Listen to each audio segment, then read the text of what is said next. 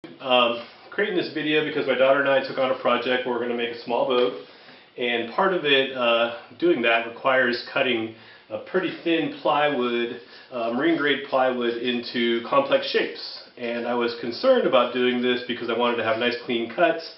I was concerned about chip out, but I was primarily concerned about how to support a large sheet of this pretty expensive plywood and cut it with a jigsaw without it bouncing all over the place and not being able to make very accurate cuts. And so this is what I came up with. This may not be the best way to do it, but it worked pretty well for me.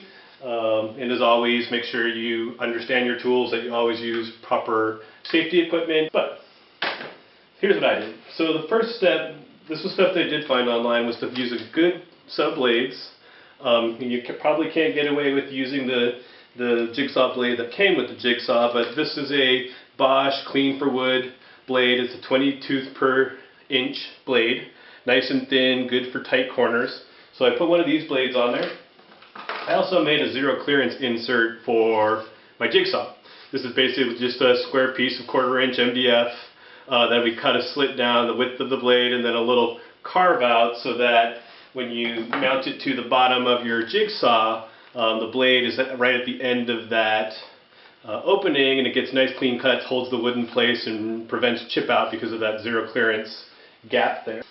So that's what I found online. What I couldn't find online was how to support the plywood, without having tables and having it shake all over the place with the jigsaw. And so this is what I found.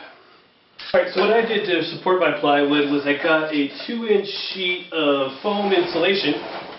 This is just your standard insulation like you saw in my garage panels for keeping out heat or sound in a wall. And it's 2 inches thick, and I just set the plywood on top of that. Scribed out my lines just by putting the plan over the plywood, putting little nail holes every inch or so. It's a little bit tighter in the areas where it was curved. And using that jigsaw to hold it down and just cut both through the plywood and the foam support, and it worked pretty well. So let's see how it works. Alright, so before you start cutting, you're going to want to ensure that the thickness of the zero clearance insert, the plywood, and the foam is going to be thick enough so at the bottom of the stroke of the saw, the blade isn't so long that it's going to cut the table underneath. So in this case, at the bottom of the stroke of the saw, I still have about a good inch of clearance on the bottom of the foam, so it's not going to cut the table.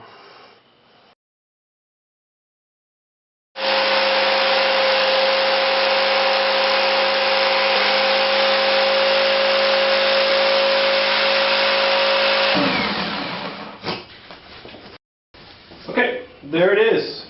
Nice clean cuts, almost no chip out.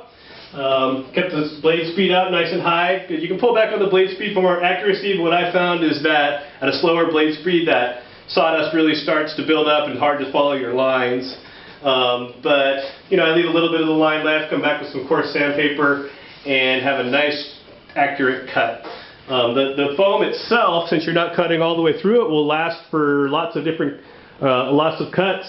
On this project, I've already cut several pieces on it. It's still holding up fine, though it's not very expensive, only about $20 at Home Depot.